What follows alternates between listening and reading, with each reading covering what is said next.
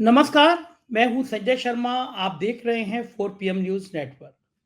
अगर कभी आप जंगल में गए हों, आपको शौक हो पिकनिक का, तो आपको एक कहावत पता ही होगी कि जब एक सियार हुआ हुआ बोलता है, तो फिर सारे सियार जंगल में हुआ हुआ बोलने लगते हैं। कुछ यही हालत मीडिया की हो गई है। जितना भारतीय जनता पार्टी और हमारे साहेब नहीं कह पा रहे कि अब की बार 400 पार, उससे ज़्यादा ये हुआ हुआ करती हुई गोदी मीडिया शो कर रही है अब की बार 400 पार। आप राज्यों का अगर विश्लेषण करेंगे, राज्यों को बहुत करीब से देखेंगे, तो आप पाएँगे कि हकीकत में साहिब को 272 तक लाना मुश्किल है, लेकिन गोदी मीडिया है, वो सारे हथकंडे अपनाकर चाहती है कि आपके दिमाग में ये भर दिया जाए कि साहिब तो इस बार 400 पार कर रहे हैं। दरअसल ये एक साइकोलॉजिकल गेम है। आप इसकी चर्चा करने लगे कि साहब के मुकाबले कौन? साहब तो 400 पार जा रहे हैं, मोदी जी का कोई मुकाबला नहीं है। इस तरह का शो करने के लिए, इस तरह का ख़्याल करने के लिए एक कदम आगे चली जा रही है मीडिया। अंबानी के चैनल, नेटवर्क 18, उनके नमूने पत्रकार अमीश देवगन, अमन चोपड़ा, आज तक के नमूने पत्रकार सुधीर चौधरी, इन लोगों के ऊपर जुर्माना लगाया गया है। भारी जुर्माना वो लगाया गया और इस बात के लगाया गया कि ये नफ़रती भरे शो कर रहे थे। कहा गया इनकी ये हटाइए तुरंत अपने यहाँ से जो आपके वीडियो अपलोड हुए हैं। आप सोचिए कितनी शर्म की बात है। रिलायंस के मालिक अंबानी जी का चैनल तो इस बात के लिए बदनाम है कि उन्हें दिन भर हिंदू मुसलमान करना है, नफ़रत का माहौल बनाना है। ऐसे में साहिब नई-नई गाथाएँ लिख रहे हैं। बंगाल जाके बता रहे हैं कि महिलाओं पे इतना अत्याचार तो आज़ादी के बाद कभी नहीं हुआ और बंगाल में तो त्राही-त्राही मची हुई है। प्रधानमंत्री जी जितनी त्राही-त्राही संदेश खाली में मची हुई है छोटी-सी विधानसभा में, उससे हज़ार गुना मणिपुर में थी, जब मणिपुर में नग्न करके महिलाओं को घुमाया जा रहा था। उन महिलाओं के गुप्तांगों से छेड़खानी करी जा रही थी। जुलूस निकल के और जानवरों की तरह महिलाओं के शरीर के संग खिलवाड़ कर रहा था, लेकिन प्रधानमंत्री जी के मुँह से मणिपुर का मान नहीं निकला। पार्लियामेंट का जिस दिन उद्घाटन था, उस दिन खिलाड़ी महिला खिलाड़ी सड़क पे घसीटी जा रही थी। लेकिन ब्रजभूषण सिंह जी को सम्मानपूर्वक संसद में बिठाया गया। प्रधानमंत्री के मुँह से खिलाड़ियों के लिए एक शब्द नहीं निकला, लेकिन संदेश खाली में इसलिए जा रहे हैं क्योंकि बंगाल में हालत खराब है। 18 तो छोड़िए, 8 सीटों के लाले पड़े हुए हैं। उत्तर प्रदेश में एक सर्वे आया जीटीवी का, उन्होंने कहा इंडिया गठबंधन को सिर्फ 2 सीटें मिल रही हैं। कम से कम 15 सीटें तो मैं अभी इसी समय गिना सकता हूँ, जहाँ पे मुकाबला बेहद कड़ा है और आज की तारीख में इंडिया गठबंधन भारी है। लेकिन ये गोदी मीडिया का चैनल इस तरह का माहौल बनाएँगे, इस तरह की चीज़ें आपको दिखाएँगे, इस तरह की चीज़ें समझाएँगे, आपको लगे वाक़ई में यहाँ तो भारतीय जनता पार्टी की लांदी चल रही है। राम मंदिर का मुद्दा इतनी बुरी तरह से फ्लॉप हो गया, जो भारतीय जनता पार्टी ने सपने में सोचा नहीं था। कहीं भी मंदिर का मुद्दा गर्म नहीं हो पा रहा। पिछड़ी जाति, दलित जाति समझ रही हैं कि उनके संग खेला क्या होने वाला है और ऐसे में चैनल कह रहे हैं कि आंधी आ रही है उत्तर प्रदेश में। मैंने अभय दुबे जी से पूछा कि जो अनुमान है, अगर इंडिया गठबंधन ने 20-22 सीटें जीत ली, जो कोई असंभव नहीं है इस माहौल में, तो क्या होगा? तो अभय दुबे जी का साफ कहना था कि अगर इंडिया गठबंधन ने उत्तर प्रदेश में 20 सीटें जीत ली, तो भारतीय जनता पार्टी की सरकार नहीं बनेगी और उत्तर प्रदेश में इंडिया गठबंधन 20 सीटें जीत ले, इसमें किसी को कोई हैरानी नहीं होनी चाहिए, क्योंकि वोट पड़ रहे हैं या तो मोदी को जिताने के लिए या मोदी को हराने के लिए। तो उसमें ऐसा नहीं होगा कि ओबीसी भाई आ जाएँ, तो उनको कुछ मुसलमान वोट चले जाएँ, मायावती बीजेपी की बी टीम की तरह खड़े हो जाएँ, उनको वोट ना चले जाएँ। उत्तर प्रदेश का वोट पड़ेगा या तो मोदी को जिताने के लिए या मोदी को हराने के लिए और ज़ाहिर-सी बात है, जो उत्तर प्रदेश की कानून व्यवस्था ध्वस्त हो रही है, पिछड़ी जाति, दलित जातियाँ अपमानित हो रही हैं, 10,000 नौकरी की जगह निकलती है, 70 लाख लोग आ जाते हैं, फिर उन पे लाठियाँ मारी जाती हैं, एक के बाद एक पेपर लीक हो रहे हैं। हालत बहुत खराब है उत्तर प्रदेश की। इन तमाम बातों पर मैंने अभय दुबे जी से बात करी, देश के जाने-माने पत्रकार, तमाम बड़े टीवी चैनलों में आप उनको देखते रहते हैं, बहुत योग्य हैं, कई किताबें लिखी हैं, उनसे लगातार आपको बातचीत सुनवाता हूँ। चलते हैं अभय दुबे जी के पास और जानते हैं क्या है हाल राजनीति का। चैनल को जॉइन करना और सब्सक्राइब करना ना भूलें। चलिए, स्वागत है अभय Dubey ji 4 PM news network में आपका। प्रधानमंत्री बंगाल गए और संदेश खाली वाले मुद्दे पर उन्होंने बहुत जागृति पैदा करने की कोशिश करी। हुँ, संदेश खाली का एक मामला भारतीय जनता पार्टी को लगता है कि बंगाल में लॉटरी ले आएगा। हुँ, महिला आयोग की अध्यक्ष पहुंच जाती हैं, गोदी मीडिया के एंकर पहुंच जाते हैं, शो करते हैं, पूरे पूरे दिन शो करते हैं। प्रधानमंत्री जी ऐसे आह्वान कर रहे हैं कि संदेश खाली में जो हुआ गलत तो हुआ, अगर किसी भी महिला के साथ अत्याचार हुआ है, लेकिन वो प्रधानमंत्री जी मणिपुर में जब नग्न करके महिलाएं घूम रही होती हैं, तब क्यों नहीं जाते? ऐसी तमाम बातें। आपको क्या लगता है प्रधानमंत्री जी बंगाल में जाके क्या खेल करना चाह रहे हैं, और महिलाओं की इतनी असुविधा की चिंता है उन्हें? देखिए, जिस वक्त टीवी के ऊपर ये बहस चल रही होती है, उस वक्त अगर कोई ये कह दे कि महिलाओं के ऊपर जो यौन शोषण के इल्जाम शेख शाहजहां के ऊपर जो टीएमसी के नेता हैं संदेश खाली में उनके ऊपर लगे हैं, तो ये क्यों कहा जा रहा है भारतीय जनता पार्टी की तरफ से कि ये हिंदू महिलाओं के ऊपर यौनाचार हुआ है। अभी एक मुस्लिम समाज से आने वाली एक सामाजिक कार्यकर्ता महिला ने संदेश खाली में तृणमूल कांग्रेस की सरकार की आलोचना करते हुए और ये कहा कि ये तो बात सही है कि 55 दिन तक वो शेख शाहजहां को नहीं पकड़ पाए, तो किसी न किसी तरह से सरकार का टीएमसी का संरक्षण उसको रहा होगा। ये बिल्कुल स्पष्ट है, सरकार चाहे तो बहुत जल्दी पकड़ सकती है किसी को। लेकिन इस बात को कहना कि शेख शाहजहां खास तौर से हिंदू समाज की महिलाओं को टारगेट कर रहा था, उनका यौन शोषण कर रहा था, ये साफ बताता है कि वो लोग वहां पर सांप्रदायिकता फैलाना चाहते हैं, वो लोग वहां पर सांप्रदायिक ध्रुवीकरण करना चाहते हैं। इसी के साथ साथ जब ये बात कही जाती है कि भाई संदेश खाली की महिलाओं पर यौनाचार के सवाल को भाजपा इतनी जोर शोर से उठा रही है, लेकिन दूसरे तमाम मसलों में जहां इस तरह की तमाम सारी घटनाएं हुई हैं, वहां पर भाजपा का रवैया ऐसा क्यों है? जरा इसका भी जवाब दिया जाए। सबसे बड़ा प्रश्न तो देखिए मणिपुर का सवाल है, सबसे बड़ा सवाल तो बृजभूषण शरण सिंह का सवाल है। सही बात है। हाँ, देखिए आज तक जो हिंदुस्तान, जो लोग भारतीय जनता पार्टी के समर्थक भी हैं, यानी जो दिन रात भारतीय जनता पार्टी का टीवी पर बचाव करते हैं, बृजभूषण शरण सिंह के सवाल पर चुप रह जाते हैं। फिर बाद में ब्रेक जो होता है बहस में, तो ब्रेक में वो कहते हैं कि भाई इस सवाल के ऊपर हम क्या कहें। उनकी भी समझ में नहीं आ रहा है कि बृजभूषण शरण सिंह का भाजपा इतना बचाव क्यों कर रही है, इतना एल्बो रूम उनको क्यों दिया गया।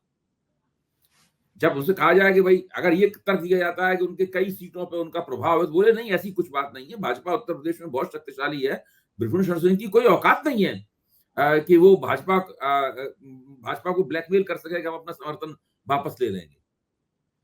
ऐसी स्थिति थोड़ी ना है भारतीय जनता पार्टी की, कोई एक व्यक्ति इसका एक से ज्यादा सीटों पे कुछ दबदबा है तो वो भारतीय जनता पार्टी को ब्लैकमेल कर सकता है। भाजपा इतनी कमजोर पार्टी नहीं है, या इससे कहीं ज्यादा आगे बढ़ चुकी है भाजपा।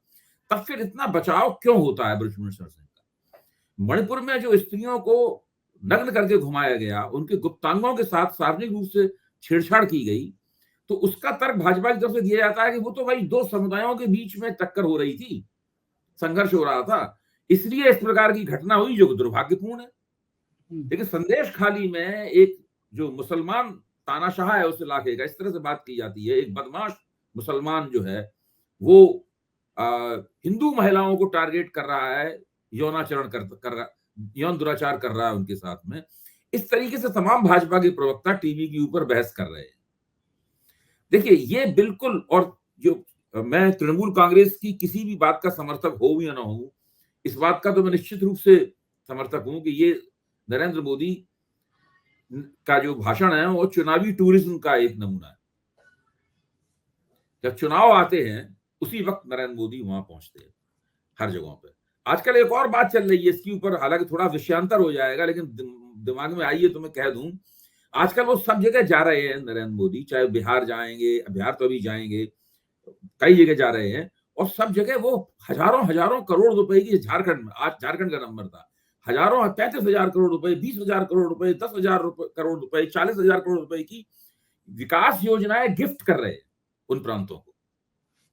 अब आप सोचिए कि ये विकास योजनाएं गिफ्ट की जा रही हैं लोकसभा चुनाव से ठीक पहले, और आज तक ऐसी विकास योजनाएं अगर पूरे 10 साल में नरेंद्र मोदी के सभी ऐसे भाषण सुने जाएं और उन विकास योजनाओं को जोड़ा जाए आपस में, जो हजारों करोड़ रुपए की विकास योजनाएं उन्होंने जगह जगह गिफ्ट की हैं, उनको जोड़ा जाए तो वो इतना सारी विश्व का विकास हो जाएगा। मैं आपको बताऊं उतने रुपयों में भारत का विकास नहीं। फिर उसके बाद उनका ऑडिट किया जाए कि भाई ये विकास योजनाएं जमीन पर कितनी उतरी। सही बात है, पता चल मेरा जाएगा। मानना है हैरत अंगेज किस्म के नतीजे सामने आएंगे। आपको याद है अभय जी, वो बिहार में एक बार कह रहे थे, बताओ कितना दूं, कितना 5,000, दूंगा, वो दस भाषण तो कभी हजार भूल ही नहीं सकता हूँ। 15, ऐसा लगा नहीं, सट्टा बाजार कहीं हो रहा, 10,000, संजय जी, ये सट्टा 20,000। बाजार नहीं, वो पूरा मार्केट, ये गिफ्ट वाला जो आइडिया है, बहुत ही विकृत किस्म का आइडिया है। मैं आपको बताऊं, अंग्रेज लोग भी भारत को हर चीज गिफ्ट में देते थे, उन्होंने आधुनिकता गिफ्ट में दी है। अंग्रेजी भाषा हमें गिफ्ट में दी है उन्होंने, वेस्टर्न सोशल थियरी गिफ्ट में दी है। ये सारी चीजें हमें वो गिफ्ट में थमा गए हैं। जो पश्चिमी जीवन शैली है, ये गिफ्ट में दे गए हैं हम लोगों को। तो ये गिफ्ट वाली चीज बड़ी गजब है। और गिफ्ट गिफ्ट हम अपनी कोई चीज आपको गिफ्ट में देते हैं। प्रधानमंत्री ये सब जो विकास योजनाएं दे रहे हैं या उनकी ठीक बात, घोषणा कर रहे हैं, ये प्रधानमंत्री की निजी संपत्ति नहीं है। सही बात है। और जब इसको कांग्रेस तोहफे ऐसा, के तौर पर पेश करना और मीडिया द्वारा तोहफे के तौर पर पेश करना, ये वास्तव में लोकतंत्र में जनता का अपमान है। एक तरफ ठीक बात, प्रधानमंत्री अपने आप को प्रधान सेवक कहते हैं, आप सोचिए, एक तरफ तो वो प्रधान चौकीदार, सेवक कहते हैं और दूसरी चौकीदार। तरफ कह रहे हैं कि ये सब अपनी प्रधान सेवक अपनी संपत्ति उनको गिफ्ट दे रहा हो। ये सब देखिए, ये पूरे की पूरी जो राजनीतिक संस्कृति विकसित हो रही है, ये राजनीतिक संस्कृति बहुत गड़बड़ है। इससे भारतीय लोकतंत्र का भला नहीं हो रहा है। उसकी क्वालिटी जो है, उसका क्वालिटी बहुत गिर रही है उसका, और उसका मर्म जो है लोकतंत्र का, वो बहुत आहत हो रहा है। लोकतंत्र तो शिष्ट राजनीति का, लोकतंत्र के मर्म में तो शिष्ट राजनीति करना है। जब अपने विरोधियों से भी आप नरमी से पेश आए और इस तरह का माहौल बनाया कि आपके विरोधी भी आपका नाम सम्मान और नरमी से लें, आप भी उनका नाम सम्मान और नरमी से लें, तब फिर लोकतांत्रिक माहौल बनता है। तब फिर वो पब्लिक डोमेन तैयार होता है विचार विमर्श का और आपसी संवाद का, जिसमें आप लोग शिष्ट भाव से, बिना एक दूसरे को कोसे हुए, बिना एक दूसरे का गिरेबान झकझोरे हुए आप लोग चर्चा करते हैं। इस तरह का माहौल इन्होंने बना रखा है। तो जो पश्चिम बंगाल में हो रहा है संदेश खाली में, उसमें ममता बनर्जी की सरकार की गलती है, मैं इस बात को मानता हूं। क्योंकि शाहजहां शेख जैसे लोगों को कोई भी पार्टी अगर पालेगी पोसेगी तो कभी ना कभी उसका नुकसान उठाना पड़ेगा। अब वो आप नुकसान केवल संदेश खाली तक सीमित रहता है। संदेश खाली बशीरहाट लोकसभा क्षेत्र में है, जहां से नुसरत जहां एमपी है। पिछली बार नुसरत जहां वहां 3.5 लाख वोटों से जीती थी। नुसरत जहां जो है वो बंगाल की एक बड़ी मशहूर अभिनेत्री है, बहुत सुंदर है, जिन्होंने इनका पति हिंदू है, हाँ, उन्होंने हिंदू से शादी की है नुसरत जहां ने, और वो वहां 3.5 लाख वोटों से जीती थी। वहां पर बशीरहाट का एक विधानसभा क्षेत्र जो है वो है संदेश खाली। तो ये बीजेपी ने पकड़ लिया है उसको, ताकि हिंदू मुस्लिम ध्रुवीकरण वहां पे वो कर पाए। अब उसको, अब मैं संदेश खाली विधानसभा क्षेत्र में इसका हो सकता कोई प्रभाव हो, कुछ प्रभाव हो सकता है इसका बशीरहाट लोकसभा क्षेत्र में भी थोड़ा प्रभाव हो उसका।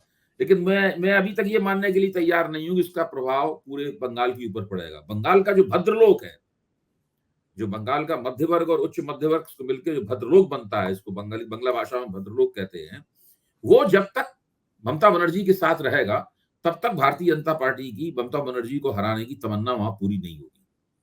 बिल्कुल ठीक है। वहां का मुस्लिम माफिया नजर आता है। उत्तर प्रदेश में एक डॉन है, मुख्तार अंसारी नाम है उनका।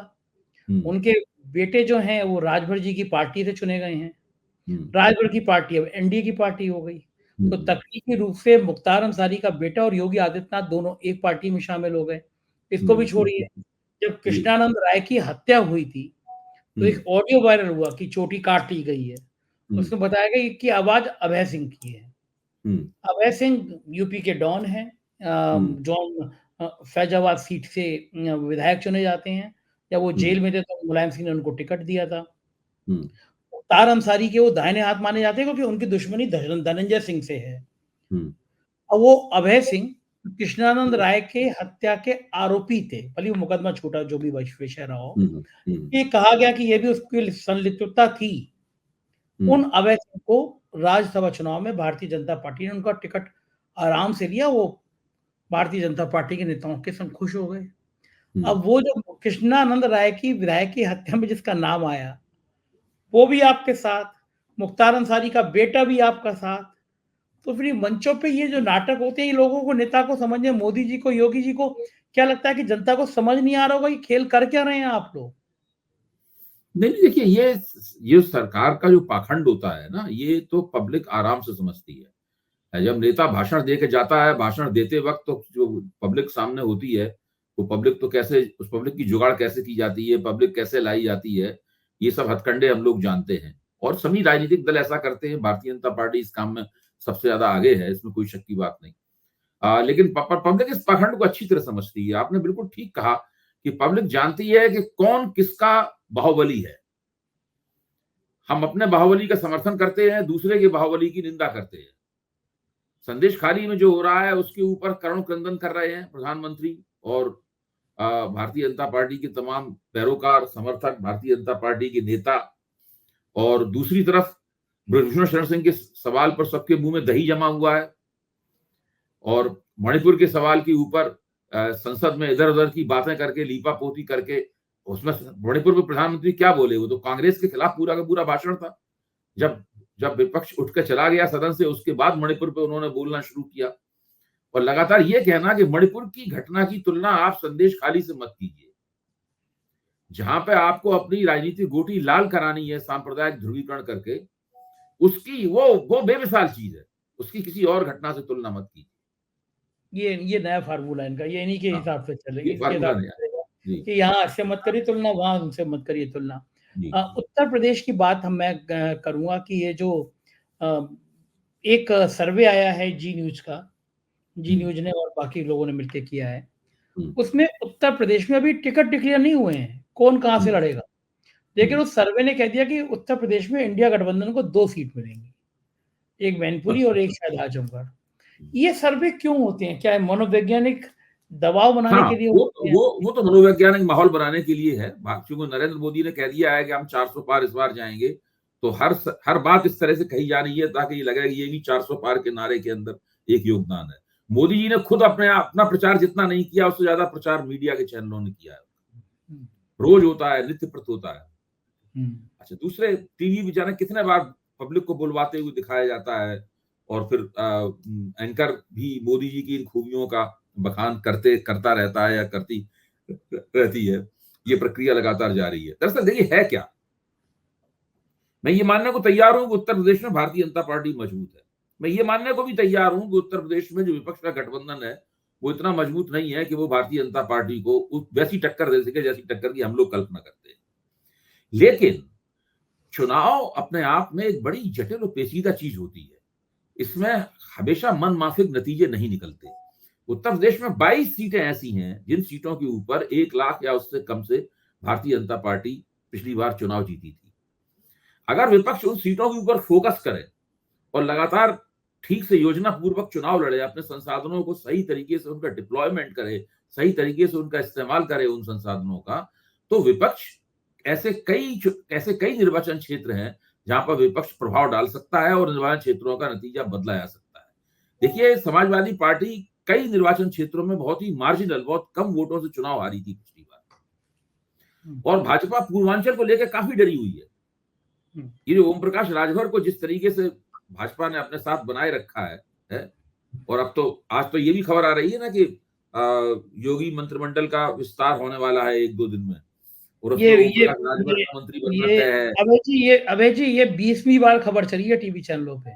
हाँ, ठीक बात है पिछले आपकी। पिछले हाँ, 1 साल से चल रही है कि मंत्रिमंडल, एक कहावत कही जाती है ना, जाट मारा तब जानी जब 13वीं हो जाए।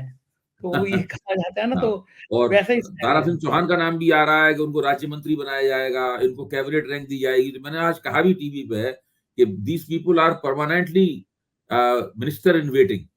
Minister in waiting. हाँ। हाँ, ये स्थायी रूप से मिनिस्टर हर बार कहती है लोगों से देखो अब मंत्रिमंडल विस्तार होने वाला है, मैं मंत्री बनने वाला हूँ।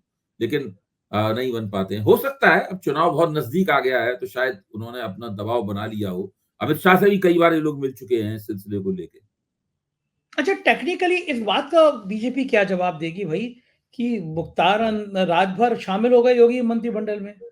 मुख्तार अंसारी का विधायक बेटा राजभर की पार्टी में। तो इसका क्या क्या जवाब क्या होगा कि भई मुख्तार अंसारी का बेटा तो एनडीए में है। चाचा जी समाजवादी पार्टी से गाजीपुर से लड़ रहे हैं अफ़ज़ल अंसारी। हुँ। तो यानी मुख्तार नहीं अंसारी और का एक बेटा आप देखिए भाजपा अगर ऐसी ब अब भाई अगर राजभर ये तो कर ही सकते थे कि राजभर उसको जब इसमें एनडीए में गए राजभर तो उसके बाद उसको एक्सपेल कर देते अपनी पार्टी से। दूसरी बात है अभय द्विवेदी जी, राज्यसभा का विधान परिषद का चुनाव दिखता है और ये अपुष्ट है, मतलब मैं पुष्ट नहीं हूँ, लेकिन वो बड़ी-बड़ी थैली होती है। उत्तर प्रदेश में राज्यसभा के लिए संजय सेठ एक विवादित नाम, जो ज़मीनें हड़पने में, ज़मीनों पे कब्ज़ा करने में, इल्लीगल बिल्डिंग बनाने में सबसे आगे। तो उसके लिए एक-एक वोट बड़ा मायने हैं और सुनते हैं भाई करोड़ों-करोड़ रुपए खर्च हुए हैं चुनाव में। तो वोट रात भर कैसे कम कर दें अपनी पार्टी का। लेकिन बीजेपी को तो सोचना चाहिए, योगी आदित्यनाथ की क्या ब्रांडिंग रह जाएगी जब उनसे कहा जाएगा कि मुख्तार अंसारी का बेटा भी तो एनडीए में शामिल है। क्या जवाब देंगे योगी आदित्यनाथ? मेरे ख्याल से आदित्यनाथ जी को इस बारे में सोचना चाहिए और उन्हें अपनी तरफ से शर्त रखनी चाहिए कि भाई जब तक ये बंदा रहेगा इनकी पार्टी के साथ में, हम इनको मंत्रिमंडल में कैसे ले पाएंगे। हो ना? क्योंकि उनकी तरफ से ब्रांडिंग खत्म हो जाएगी। हाँ, अब तो जो फार्मूला तय हुआ है सीटों के बंटवारे का, 80 सीटों के बंटवारे का, वो फार्मूला जो टीवी पे आ रहा है, वो फार्मूला ये है कि 74 सीट तो बीजेपी लड़ना चाहती है, 2 सीट वो अपना दल को देना चाहती है, 1 सीट वो राजभर को देना चाहती है, शायद घोसी की, और 1 सीट वो देना चाहती है इनको निषाद जी को, संजय निषाद को देना चाहती है। तो जयंत को। हाँ, और 2 देना चाहती है जयंत चौधरी को। और जयंत चौधरी से उनका जो गठजोड़ है, इसके बारे में टीवी पे खबर ये आ रही है कि वो 2-3 दिन में उसका ऐलान हो जाएगा, उस गठजोड़ का। यानी अभी तक उस गठजोड़ का औपचारिक रूप से ऐलान नहीं हुआ है। अच्छा, मजे की बात ये बेगानी शादी में अब्दुल्ला दीवाना, मतलब अभी तक ना मोदी के और शाह के संग जयंत चौधरी की फोटो भी नहीं आई। जयंत चौधरी अपने आप अपने से कहना शुरू कर दिए हम तो एनडीए में चले गए, हम तो एनडीए में चले गए, मतलब अपने आप अपने मन से। नहीं, अभी आप देखिए कि अभी तक उनके खुद कम से कम टीवी भी कम से कम ये मान रहा है कि जयंत चौधरी के साथ गठजोड़ का अभी तक औपचारिक ऐलान नहीं हुआ है। हाँ, और नहीं ऐसा हुआ भी वो। नहीं है, इसका मतलब है गठजोड़ की शर्तें अगर कहीं हो रही हैं तो उनको फाइनलाइज किया जा रहा है अभी। हाँ, हाँ। अभी सौदेबाजी चल रही है। हुँ। अभी स्पष्ट नहीं हुआ है कि इसको कितना क्या मिलेगा। मायावती का इकलौता ठाकुर विधायक वो बीजेपी को वोट कराया राज्यसभा में। जी, जी। तो मायावती के तो सब पत्ते खुल रहे हैं। नहीं, नहीं, मायावती ने जो किया है वो ऐतिहासिक है। देखिए ये जो काम हो, मैं मानता हूं कि बहुजन समाज पार्टी का उत्तर प्रदेश में उभार भी ऐतिहासिक था। मायावती ये पहली बार मुख्यमंत्री बनी जब समाजवादी पार्टी के साथ मिलकर इन्होंने भाजपा को हराया, रामवेव को उलट दिया, वो भी एक ऐतिहासिक काम था। उसके बाद मायावती जब भाजपा के समर्थन से मुख्यमंत्री बनी, वो भी ऐतिहासिक काम था। फिर मायावती ने अकेले दम पर बहुमत 2007 में प्राप्त किया, वो भी एक ऐतिहासिक काम था, वो भी एक ऐतिहासिक घटना थी। लेकिन अभी जो मायावती कर रही है, ये भी ऐतिहासिक है कि वो किस तरीके से अपनी राजनीति को अपने हाथों से खत्म कर रही है लगातार। मतलब एक नेता ने तय कर लिया है कि वो अपनी राजनीति को, इतना प्रभावशाली नेता ने, मायावती कोई छोटा मोटा नाम नहीं है, इतने प्रभावशाली नेता ने तय कर लिया है कि वो एक चुनाव दर चुनाव अपनी राजनीति को अपने हाथ से खत्म करेगा, और वो लगातार ऐसा कर रही है। क्यों कर रही होंगी अभय जी? क्यों कर रही होंगी वैसा? मुझे लगता क्यों है कर कहीं रही ना हैं? कहीं बहुत गहरा उनका हाथ कहीं दबा हुआ है। CBI, ED? को बहुत जबरदस्त डर है कि कुछ ना कुछ बहुत बड़ा नुकसान हो जाने का डर है। मुझे तो मैं मतलब अभी कुछ नहीं है इस तरह से करना। मुंबई गया तो एक साहब मिले मुझे। उन्होंने मुझे हम्म, कुछ पेपर दिए। वो रिलायंस हम्म, के एक नाटा साहब हैं, उन नाटा साहब की कंपनियों के 3,500 करोड़ का ट्रांज़ैक्शन, उसमें बताया कि उन्होंने हम्म, कि हम्म, मायावती जी के भाई को भी कुछ ट्रांज़ैक्शन, मतलब हम्म, अंबानी, नाटा, मायावती का भाई। तो इसी तरह हम्म। का क्या कुछ लगता है कोई रैकेट होगा इनकम टैक्स का, ईडी का जो। कह नहीं सकता। देखिए इन बातों के, ये सब अपुष्ट सूत्रों से ही बातें की जा सकती हैं, हुँ, और इन बातों को इस तरीके से हम लोग नहीं कह सकते हैं। सही लेकिन बात है। निश्चित रूप से मामला बहुत गड़बड़ है।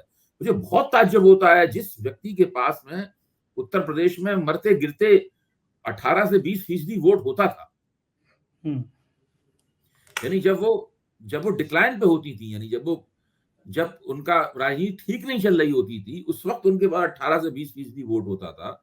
उनका वोट घटते घटते 8%, 5% इस स्थिति में आ जाए, और वो अपने आप में कोई सुधार ना करें, लगातार उनका वोट गिरता जाए और उसको गिरते हुए देखते रहें, ये तो लगता है कि ऐसे कि हाराखीरी कर रही हो, तो जानबूझ के अपने आप को नष्ट कर रही हैं। ये और बड़ी ऐसा गलती। कोई व्यक्ति तभी करता है जब उसे बहुत डर लगता है। भाई मायावती अगर राजनीति नहीं करना चाहती तो वो बहुजन समाज पार्टी की अध्यक्ष पद से इस्तीफा दे दे, किसी नए को बैठाएं वहां पे, जिसकी स्लेट क्लीन हो और वो राजनीति करे। लोग तो बहुजन समाज पार्टी को वोट देते हैं भाई। ठीक वो बात, तो एक विचारधारा आंदोलन का को, नाम है।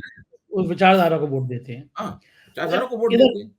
इधर यूपी में ओवैसी भाई साहब को भी याद आ गई कि हमें भी चुनाव लड़ना है, मुस्लिम हम्म। बहुल इलाके में लड़ना है, तो क्या लगता है ऐसा मुसलमान वोट बढ़ जाएगा अगर ओवैसी लड़ेंगे तो? हाँ, हाँ, नहीं नहीं, वो भाजपा उनको जम के चुनाव लड़वाएगी हमेशा की तरीके से उत्तर प्रदेश में।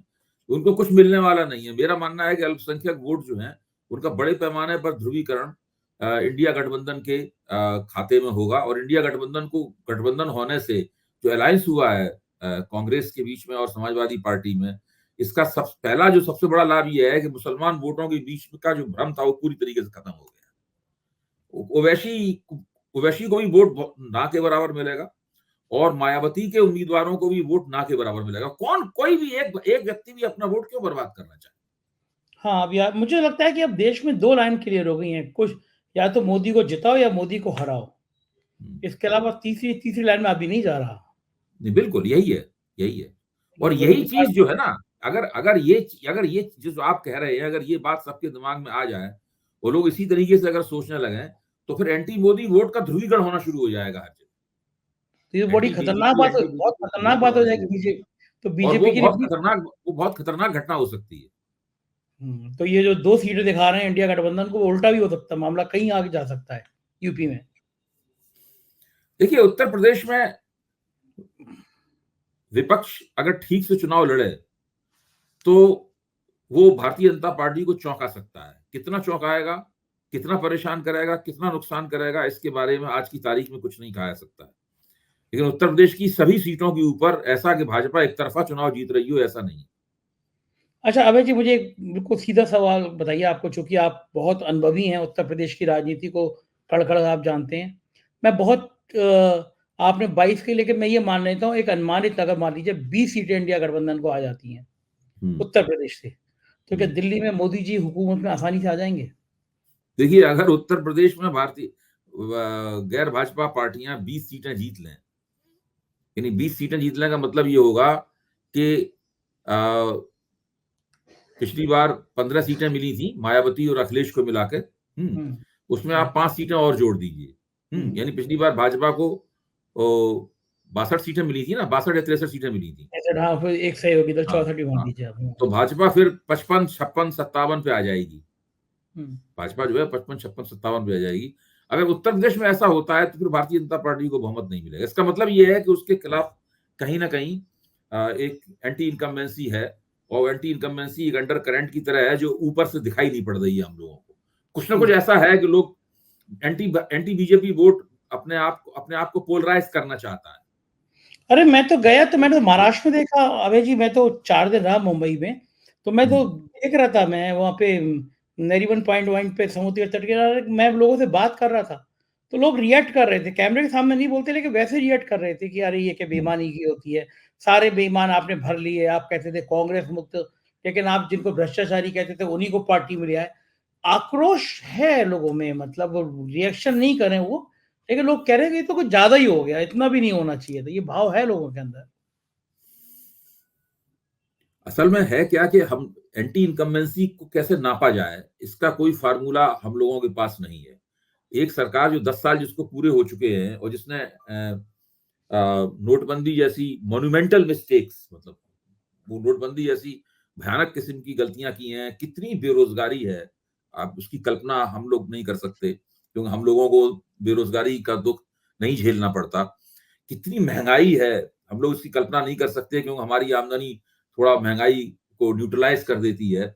लेकिन आम लोग बहुत परेशान हैं, महंगाई और बेरोजगारी से बहुत परेशान हैं। कानून व्यवस्था की हालत सब जगह बहुत खराब है। उत्तर प्रदेश तो कानून व्यवस्था की हालत अपराधों में बहुत आगे है। तो इस स्थिति में इन सब चीजों का लोगों की वोटिंग प्राथमिकताओं पर क्या असर पड़ेगा, ये एक बड़ा सवाल है जिसका उत्तर अभी तक नहीं खोजा जा सका है।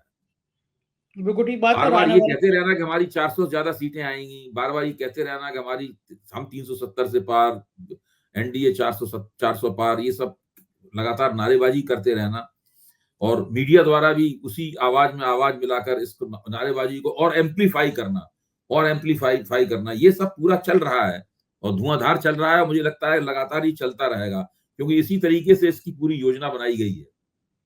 बिल्कुल ठीक बात है और आने वाले कुछ दिनों में तस्वीर और साफ हो जाएगी, पता चलेगा कौन कितने पानी में है। बहुत-बहुत शुक्रिया अभय जी, हमसे समय देने के लिए, हमसे बात करने के लिए धन्यवाद आपका। तो ये थे अभय द्विवेदी जी और हम इनसे बात करके आपको देश की राजनीति को समझाने की कोशिश कर रहे थे। मुझे यकीन है ये इंटरव्यू आपको पसंद आया होगा, अपनी राय से अवगत कराइएगा, चैनल को जॉइन कीजिएगा, सब्सक्राइब करिएगा। शुक्रिया, थैंक यू।